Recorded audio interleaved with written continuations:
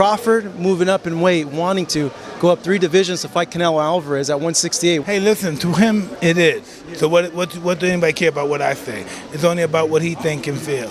Does he win? Can he beat him? Can he beat Canelo? He has a legitimate chance, over 60% for his mind. If you say, Bernard, give me a number.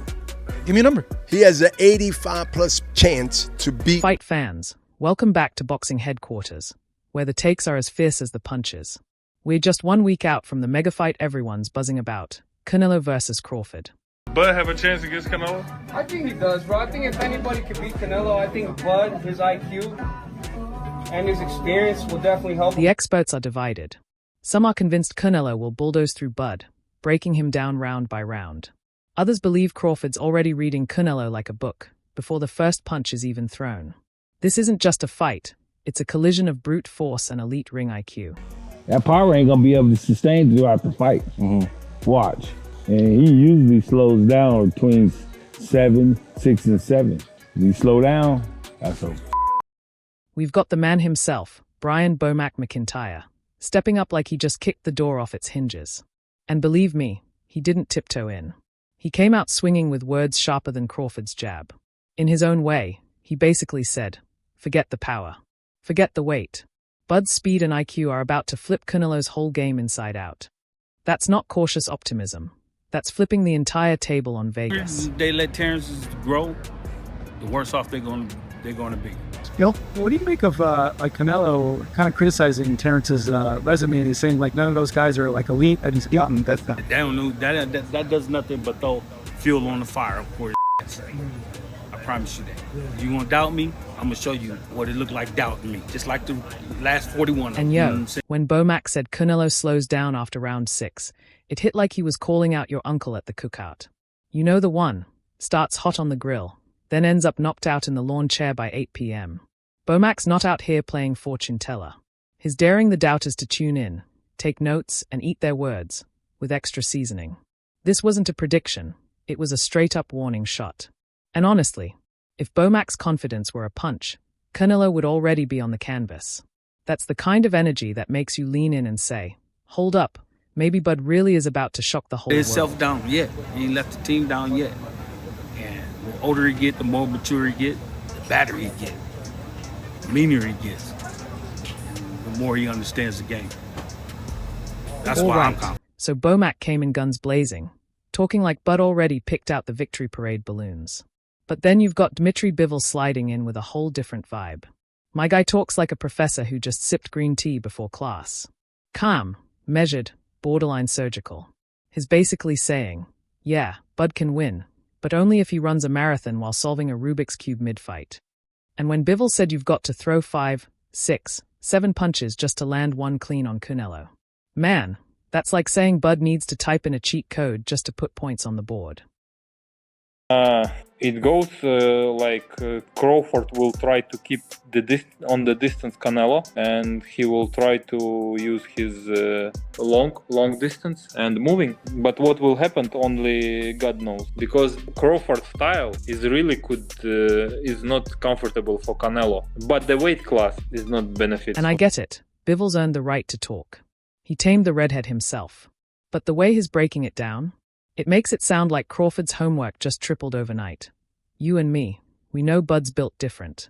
But listening to Bivol, it's like he's warning us, this fight isn't sweet science, it's survival science. And honestly, if Bomac's the hype man with the megaphone, then Bivol's the calm voice in the corner saying, yeah, you can climb that mountain.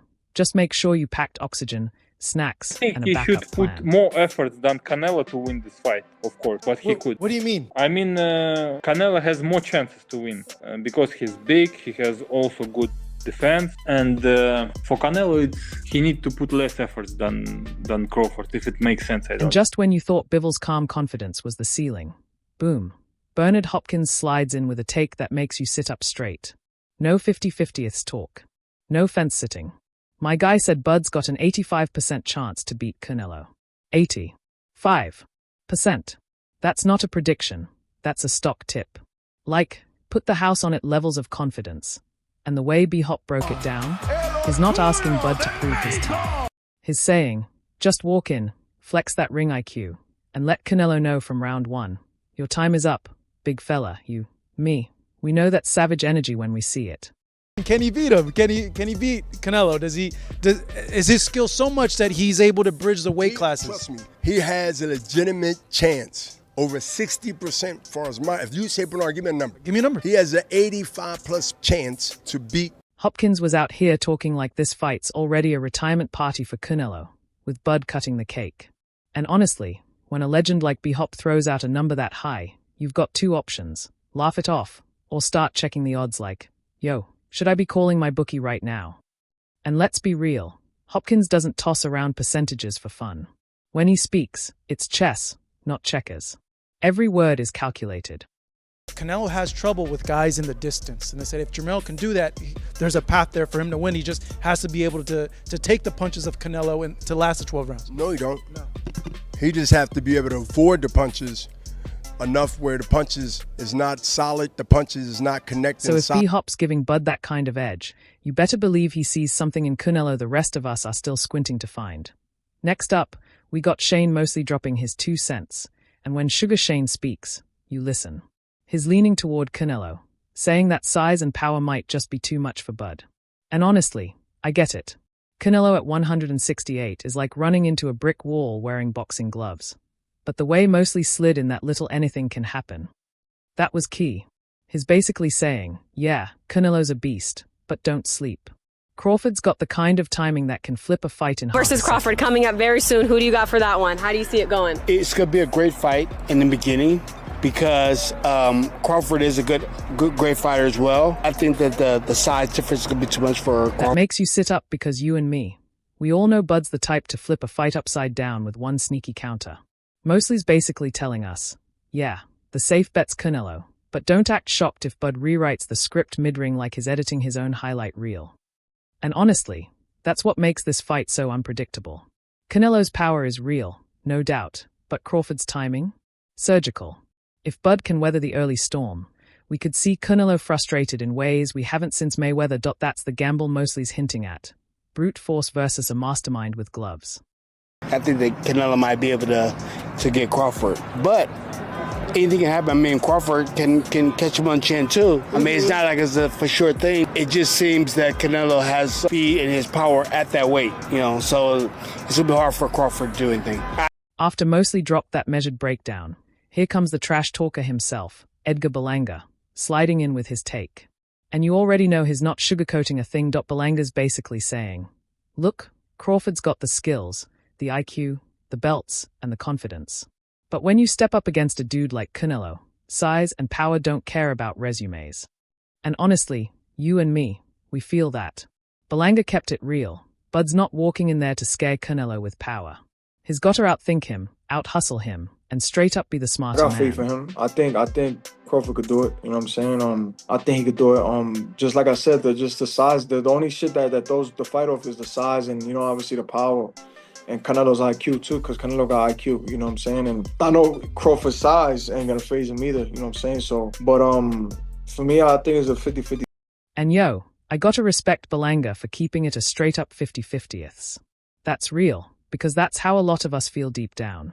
You've got Canelo, the seasoned lion who's faced giants, versus Bud, the scientist with gloves, ready to test the laws of physics. That's why Berlanga's line about Crawford just needing to be Crawford hits so hard.